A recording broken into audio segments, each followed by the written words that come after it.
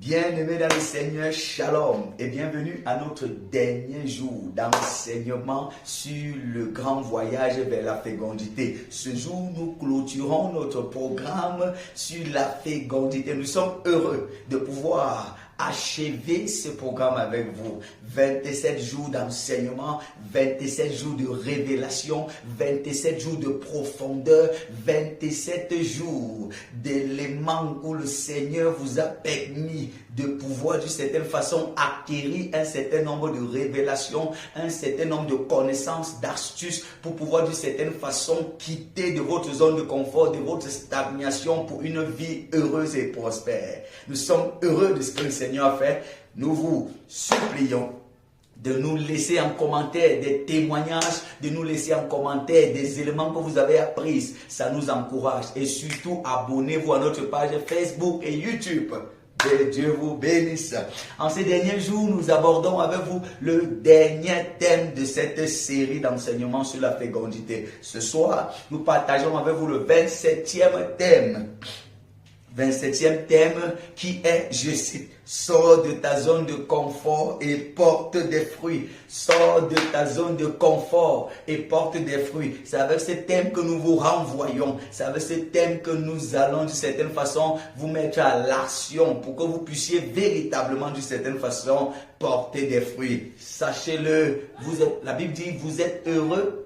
Vous qui savez ces choses, mais pourvu que vous les pratiquez, tout ce que vous avez appris pendant ces 27 jours sont importants, capital. Mais tant que vous ne les appliquez pas, vous ne les pratiquez pas, ça ne portera pas de fruits, ça n'aboutira à rien du tout. Mais bien aimés dans le Seigneur, nous sommes heureux de partager avec vous ces derniers thèmes et nous bénissons le Seigneur qui nous a fortifiés, qui nous a accompagné pendant ces 27 jours, jour pour jour où il fallait produire une nouvelle révélation pour le peuple de Dieu comme vous êtes, où il fallait se disposer à produire un nouveau enseignement jour pour jour. Nous bénissons le ciel qui nous a abreuvés de sa parole, de sa révélation et de sa connaissance. Amen.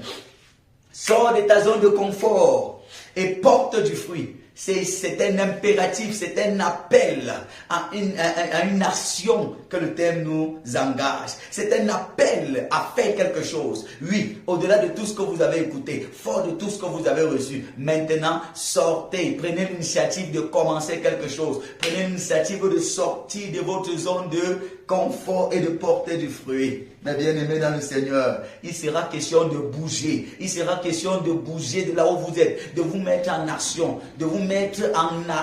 parce que vous ne pourrez être fécond que tant que vous vous mettez en action. Ne restez pas sur place. La Bible dit que ce n'est pas un esprit de timidité que vous avez reçu, mais un esprit de force. Je vous dis, le Seigneur est avec vous. Vous avez reçu un esprit de force. Levez-vous et commencez quelque chose, mais faites le pas. Sortez de votre zone de confort. Vous devez le savoir que la fécondité ou le fruit est le résultat d'un long processus. Que ça soit sur les arbres, que ça soit dans les plantations, que ça soit dans divers domaines. Le fruit, ce n'est que le résultat d'une série de choses, d'une série d'opérations, d'un long processus qui commence de la plantation, passant par la croissance jusqu'à la récolte. Mais bien aimé dans le Seigneur, on ne récolte pas le fruit instantanément. On ne récolte pas le fruit. Il n'y a pas de fruit instantané. Il n'y a pas de fruit instantané. Le fruit, c'est la récolte d'un long processus. Le fruit, c'est le résultat d'un long processus. Ça ne viendra pas sur le coup, sur le champ. Ça prendra du temps. Alors, n'ayez pas peur si vous ne voyez encore rien. Si vous vous êtes engagé dans des actions et que vous ne voyez encore rien, ne tremblez pas. Rappelez-vous, il y a un temps pour s'aimer et un temps pour récolter. Il y a un temps pour s'aimer et un temps pour récolter. Ces deux saisons sont séparées de ce que j'appelle la troisième saison, qui est d'une certaine façon un temps d'attente, de patience. Dieu est fidèle pour bénir vos efforts. L'effort de vos mains ne seront pas vains. L'effort l'effort que vous posez chaque jour, au quotidien, chaque chose que vous aimez ne sera pas vaine parce que le Seigneur est avec vous. Il a dit, je suis avec toi. Comme il a été avec Gédéon, même s'il y avait des difficultés, même si l'atmosphère, même si la réalité semblait faire le contraire, dit le contraire, Dieu était avec Gédéon. Il a été avec Gédéon et Gédéon a fini par libérer le peuple, son peuple. Il a été avec Isaac à Guérard, malgré la difficulté de Guérard, malgré que Guérard semblait être une zone compliquée. Dieu a été avec Isaac et c'est là qu'il a prospéré. De la même manière, Dieu est avec vous et il vous fera prospérer. Il vous fera vous distinguer, vous démarquer. Faites simplement confiance à Dieu. Faites pour vous et laissez Dieu faire sa part. Alléluia. Mais bien aimés dans le Seigneur, je vous invite à lire un texte. Jean 12, verset 24. Jean 12, verset 24. C'est le Seigneur lui-même qui parle.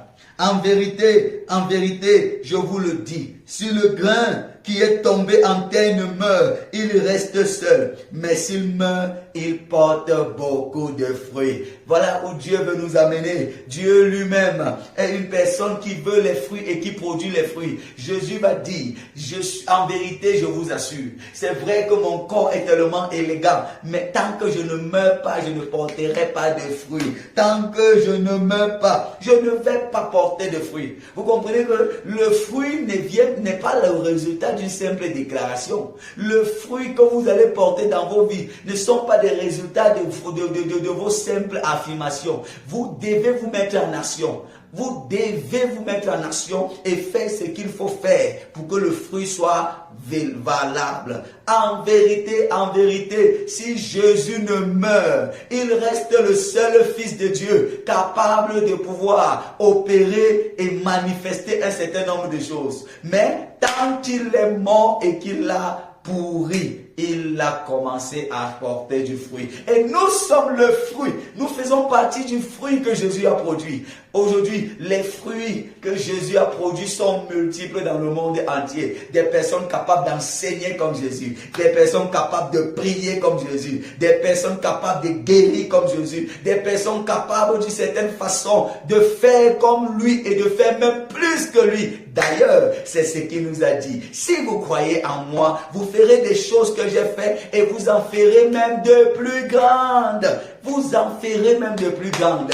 Pourquoi est-ce que c'est devenu possible aujourd'hui? Parce que Jésus a accepté de passer par le processus. Il est passé par le processus en acceptant de mourir. Si la graine de blé tombée en terre ne meurt, elle reste seule. Mais bien aimé, accepter de mourir. Mourir ici, là, c'est accepter de passer par le processus. Mourir ici, c'est accepter de passer par la procédure qui peut sembler difficile, qui peut sembler douloureux. Mais souvenez-vous, la Bible dit, celui qui sème avec l'âme récolte avec chant d'allégresse. Écoutez, s'aimer n'est pas toujours chose facile. Dans tous les domaines, les débuts sont toujours difficiles. Le départ est toujours compliqué. Mais pendant que vous persévérez dans la sémence, pendant que vous ne vous arrêtez pas, vous ne vous découragez pas, le Seigneur est avec vous. Même quand il faut produire du fruit, le fruit doit passer par le moulinex. On doit écraser. Certains fruits, on doit même bouillir, écraser. Et il doit être torturé dans le moulinex. Mais au bout du processus, le fruit sortira et sera dégustable. Il aura un excellent goût. Pour que vous ayez un excellent goût pour le monde et pour ceux qui vous entourent, mes bien-aimés frères et sœurs, acceptez le processus. Acceptez de payer le prix. Acceptez parfois les humiliations. Acceptez parfois les difficultés. Acceptez parfois les calomnies. Acceptez parfois les manques de respect. Acceptez parfois tout ce qui se présentera sur votre chemin comme processus. Oui, le processus n'est pas facile, le processus n'est pas évident. Dans le processus ou encore sur le chemin de processus, vous serez confronté à de nombreuses choses qui ne plairont pas à votre chair, qui ne plairont pas à votre être. D'ailleurs, qui vous mettront mal à l'aise. Mais c'est le processus. Vous devez accepter de passer par là. Acceptez de passer par le processus. Et au bout du processus, vous verrez des personnes, des évidences de vos fruits. Vous verrez des résultats. Mais si vous renoncez sur le chemin, vous ne verrez rien. Vous saluerez votre destinée à distance. Dieu ne veut pas que vous puissiez saluer votre destinée à distance. Non, Dieu ne veut pas que vous puissiez regarder votre destinée de loin. Il veut que vous touchiez du doigt votre destinée. Mais pour cela, vous devez être prêt à passer par la prison comme Joseph, à passer par des humiliations, des fausses accusations comme David et bien d'autres. Vous devez être prêt à être véritablement moulé dans le processus. Et au bout du processus, vous serez victorieux. Mais bien aimés, ne lâchez pas prise, n'abandonnez pas, sortez de votre zone de confort et portez du fruit. Rappelez-vous, l'objectif c'est de porter les fruits. Mais pour y arriver, il y a un prix à payer. Je reprends, il y a un prix à payer. On ne porte pas le fruit sans payer le prix. On ne porte pas le fruit sans payer le prix. Lisons dans le livre de Marc 10, verset 28 à 29. Marc 10, verset 28 à 29. Là, il est écrit, Pierre s'est mis à lui dire, voici, nous avons tout quitté et nous t'avons suivi. Jésus répondit, je vous le dis en vérité, il n'y a personne qui ayant quitté à cause de moi et à cause de la bonne nouvelle, sa maison et ses frères, ses sœurs et sa mère ou son père ou ses enfants ou ses terres ne reçoivent au centuple présentement dans ce siècle-ci des maisons, des frères, des sœurs, des enfants, des terres et avec des persécutions. Et dans le siècle à venir, la vie éternelle. Vous voyez, ce petit test nous donne ici, là, il nous met en évidence 3 éléments. Le premier élément, c'est le prix que vous devez payer. Et le deuxième élément, c'est comment vous devez le payer. Troisième élément, mes bien-aimés, c'est le résultat, c'est l'impact. Écoutez, Jésus dit ici, en réponse à la question de Pierre qui est celle-ci, nous qui avons tout quitté, nous avons tout quitté. Ça veut dire, nous avons payé le prix. Nous avons quitté les choses qui nous plaisaient. Nous avons quitté nos rêves. Nous avons quitté nos ambitions. Nous gagnons quoi? Jésus dit nous gagnons. Pierre dit nous gagnons quoi? Nous qui avons tout quitté. Nous avons accepté de payer le prix. Nous gagnons quoi? Et Jésus va répondre, Pierre, il y a personne qui ayant quitté son père, sa mère, ses frères et sœurs, ses biens, ses terres, ne reçoivent au centuple. Comme vous dites, il y a personne qui peut payer le prix qu'il faut en Christ et ne gagne pas. Il n'y a personne qui va payer le prix, qui va faire ce qu'il faut faire et se sentir honteux. Comme vous dites, il n'y a personne qui peut mettre sa confiance en Dieu de façon totale et radicale et essuie la honte sur sa vie. C'est pourquoi la Bible dit, j'ai grandi, je suis né, j'ai grandi, j'ai vieilli. Jamais je n'ai vu le juste être abandonné, ni sa postérité mendier son pain. Mais bien aimé, le malheur atteint souvent le juste, mais l'Éternel en délivre toujours, toujours, toujours. 1000 tomberont à notre gauche, 10 000 à notre droite, nous ne serons pas atteints. Tant que nous nous engageons à véritablement faire confiance à Dieu, le Seigneur nous donne l'assurance et la garantie que le fruit sera palpable. Si vous avez fait ce qu'il faut faire, si vous avez fait tel que Dieu nous a prescrit, vous verrez le fruit. Mais il faut payer le prix. Le problème ici avec nous, c'est souvent que nous ne voulons pas quitter. Quitter le plaisir que le monde nous offre. Quitter souvent les éléments dans lesquels nous sommes accrochés. Nous refusons de quitter.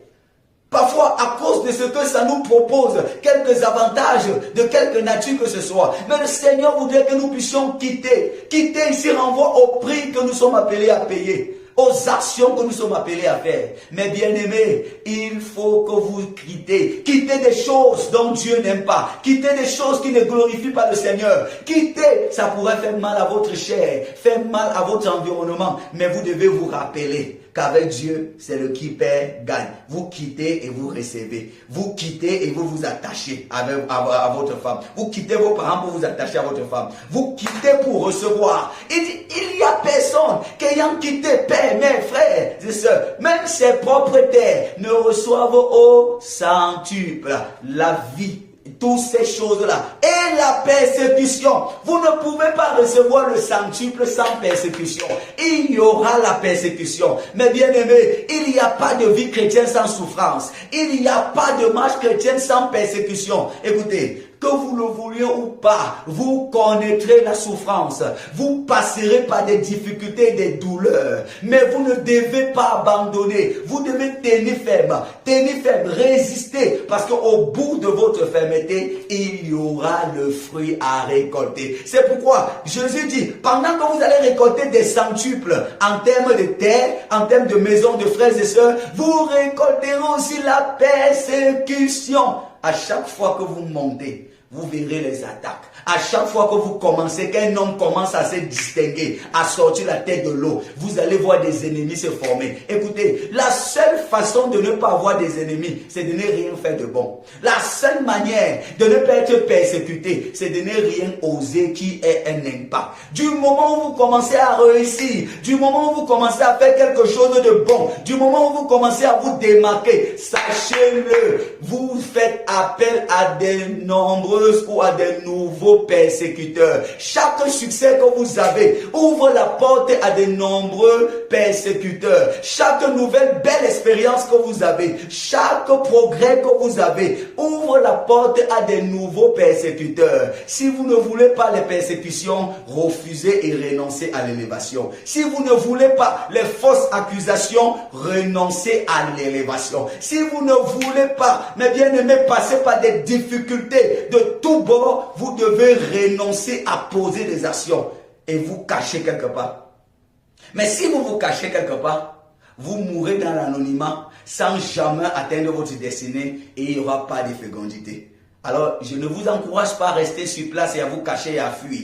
Affrontez les difficultés, affrontez les défis et les souffrances et foncez vers votre destinée. Mes bien-aimés dans le Seigneur, payez le prix qui est en face de vous. Tels que tous les hommes, tous ces hommes de Dieu bibliques que vous lisez et admirez ont payé le prix. Tous ceux que vous voyez autour de vous, qui se démarquent de part et d'autre et dont vous enviez, ont payé le prix. C'est pourquoi derrière chaque succès, il y a une histoire. Derrière chaque succès, il y a une histoire. Nous ne nions pas la grâce de Dieu. D'ailleurs, nous saluons la grâce de Dieu et nous avons longtemps enseigné dans ce programme. Mais vous devez savoir que la grâce de Dieu n'annule pas votre responsabilité. Mais bien aimé, il y a votre responsabilité dedans.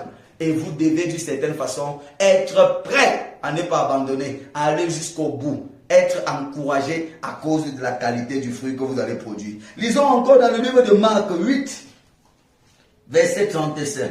Marc 8, verset 35. Nous sommes toujours dans le prix à payer. Le texte va dire, car celui qui voudra sauver sa vie la perdra, mais celui qui la perdra à cause de moi et de la bonne nouvelle la sauvera. Si vous refusez de payer le prix parce que vous voulez sauver votre état d'âme, vous voulez sauver votre confort, votre petit confort, vous perdrez votre confort et votre vie avec. Mais bien aimé dans le Seigneur, celui qui veut sauver sa vie la perdra, mais celui qui accepte de la perdre à cause de Christ et de la bonne nouvelle la sauvera. Rappelez-vous dans le livre de Romains 8 au verset 28 à 29, tout concourt au bien de ceux qui aiment Dieu et de ceux qui sont appelés selon son dessein, pas selon votre dessein, selon son dessein. Écoutez, le dessein de Dieu pour vous est plus grand que votre petit confort. Le dessein de Dieu pour nous est au-dessus de notre confort. Ceci étant, si Dieu, le dessein de Dieu doit sacrifier notre confort pour s'accomplir, Dieu n'hésitera pas à sacrifier notre confort. C'est en fait ça qui apporte certaines douleurs, souffrances et difficultés. Parce que quand le confort d'un homme menace le dessein de Dieu pour cet homme, Dieu sacrifiera son confort. Mais bien aimé, c'est bien d'être confortable, c'est bien d'être à l'aise, c'est bien de ne pas y avoir la souffrance. Personne n'aime la souffrance, personne ne va chercher la souffrance, les problèmes et les difficultés. Mais parfois, pour atteindre votre destinée, il va vous falloir ressentir un certain nombre de choses. C'est ça qu'on dit, sors Sors de ta zone de confort. Parce qu'il y a un dessein que tu dois accomplir. Il y a une destinée à accomplir et à réaliser. Mais bien aimé, et parfois, Dieu sera obligé de sacrifier ton petit confort et ton petit bien-être pour que tu puisses accomplir ta destinée. Tu peux ne pas comprendre pendant le processus, mais quand le processus arrivera à son terme, tu remercieras le Seigneur. Oh, bien-aimé dans le Seigneur, la Bible voudrait, Dieu voudrait que tes progrès soient évidents. Il est inadmissible que tu sois une personne qui marche avec Dieu depuis des années et que les progrès de ta marche avec Dieu ne soient pas évidents. Il faut que les signes, il doit y avoir des évidences de ta marche chrétienne. Tu ne peux pas marcher avec Dieu aussi longtemps et il n'y a pas les signes. Et ta vie ressemble toujours à la vie de quelqu'un qui n'a pas marché avec Dieu. Mais bien aimé, quand on marche avec Dieu, on doit avoir les signes dans sa vie. Il doit avoir les évidences. L'heure des évidences est arrivée. Le temps où d'une certaine façon, nous subissions les mêmes choses que tous les autres est fini. Mais bien aimé dans le Seigneur, Dieu nous invite à avoir des évidences. Les évidences dans nos familles. Les évidences que nous appartenons à Dieu dans nos lieux de service. Il est temps que les gens sachent que nous sommes des serviteurs de Dieu, des enfants de Dieu. Oh, Élie a dit à un homme, amenez-le ici et il saura qu'il y a un homme de Dieu en Israël. Il saura qu'il y a un homme de Dieu. Nos collègues doivent voir au travers de la qualité de nos vies, au travers de la qualité de notre parcours en société et dans notre vie professionnelle que nous servons un Dieu vivant. Dans notre façon de faire et de vivre, nous devons montrer au monde que nous servons un Dieu vivant. Dans nos finances, dans notre vie financière, domaine matériel, il sera question que aussi là-bas, que nous puissions témoigner que nous servons un Dieu vivant. Nos progrès doivent être évidents. C'est pourquoi je vous invite à lire dans le livre de 1 Timothée 4, versets 14 à 15. 1 Timothée 4, 14 à 15. Là, l'apôtre Paul écrit à Timothée en lui disant: ne néglige pas le don qui t'a été donné par prophétie, avec imposition de main par l'assemblée des anciens. Occupe-toi de ces choses, donne-toi tout entier à elle, afin que tes progrès soient évidents de tous. Que tes progrès soient évidents pour tous. Évidents. Ne néglige pas ce que tu as. Le Seigneur a déposé des choses en toi. Chers jeunes, Dieu a déposé des choses en toi. Chères femmes, maman, Dieu a déposé des potentiels et des capacités. Chers hommes, Dieu vous a déposé des visions. Commencez ce projet. Commencez cette activité. Ne négligez pas les dons, les capacités que vous avez reçues. Ne négligez pas les potentiels et les portes, les opportunités que vous avez. Ne négligez pas. Vous devez vous donner tout entier. Vous devez vous donner corps, âme et esprit. Bossez comme s'il ne fallait pas. Bossez de tout votre cœur, comme si la prière n'existait pas. Travaillez comme si la prière, tout dépendait de vous. Et quand il va falloir prier, priez comme si tout dépendait de Dieu. C'est ça l'équilibre dans la vie. Mais bien aimé, enfin, vous aurez des progrès évidents pour tous. Non, il est temps que les autres reconnaissent qu'il y a un Dieu que nous servons. Tout sauf la honte dans nos vies. Parce que nos progrès doivent être évidents pour tous. Lorsqu'un arbre produit, les fruits sont visibles par tout le monde. Nous ne devons pas avoir des arbres qui produisent les fruits que seuls nous voyons, que seuls nous voyons. Non, il faut que nos familles reconnaissent que nous avons servi, que nous suivons un Dieu vivant. Il est temps, bien aimé, qu'autour de nous, que les gens, nos amis, nos camarades, nos collègues reconnaissent que nous servons un Dieu vivant et qu'ils nous demandent quel est le secret. Il est temps que les évidences soient palpables dans nos vies. C'est pourquoi je prie le Seigneur, le Dieu des évidences, de nous accorder les évidences dans nos vies, dans divers domaines, qu'il y ait la manifestation des fruits, que partout il y avait la stagnation, partout il y avait la stérilité, que la main puissante de Dieu opère lumière afin de nous délivrer de toute forme de stagnation, de toute forme de stérilité. Que comme Isaac, le Seigneur bénit l'œuvre de nos mains, qu'il bénisse nos sémences, qu'il bénisse tout ce que nous entreprenons, afin que les évidences soient pour tous, que nos évidences soient pour tous, que dans nos familles, nous soyons les véritables lumières et que nous soyons démarqués et distingués par la main de Dieu, que la main de Dieu vous localise et vous distingue, que la honte soit ôtée sur vous, que le vêtement de honte soit ôté et remplacé par un vêtement de joie, un vêtement de joie. Partout où vous avez pleuré, que le Seigneur relève votre tête, qu'il relève votre tête, qu'il relève votre tête. Je déclare que la fécondité soit manifeste dans vos vies et vienne à l'évidence, qu'au-delà d'une simple déclaration, au-delà d'une simple confession, que cela vienne à l'existence, que cela vienne à l'existence, que le Seigneur nous fasse du bien pendant ce jour où nous avons été à ses pieds dans le jeûne et la prière, que la main de Dieu nous distingue et que les portes s'ouvrent pour nous, afin que véritablement sa faveur nous distingue, que sa faveur nous localise et nous accorde ce que nos moyens ne pouvaient pas nous accorder. Oh Dieu, béni sois-tu parce que tu es fidèle. Nous élevons ton nom et nous proclamons ta grandeur. Reçois honneur et gloire pendant que tu nous donnes les évidences dans chaque domaine de nos vies. Où est le Dieu qui a servi nos pères? Où est le Dieu qui a changé les situations de nos précédents? Où est le Dieu qui a enlevé la honte sur les hommes, sur ses enfants? Où est le Dieu qui a délivré Israël? Où est le Dieu qui a délivré Gédéon? Où est le Dieu qui a relevé la tête de David? Seigneur, relève nos têtes. Seigneur, distingue-nous. Seigneur, fais-nous du bien. À qui d'autre irons-nous si ce n'est qu'à toi? Tu as les paroles de la vie. Que Dieu vous bénisse. Abonnez-vous, partagez et commentez pour nous encourager, mes bien-aimés. Communiquez avec nous. Nous sommes disponibles à répondre à toutes vos préoccupations, à vos questions. Shalom. Que Dieu vous bénisse.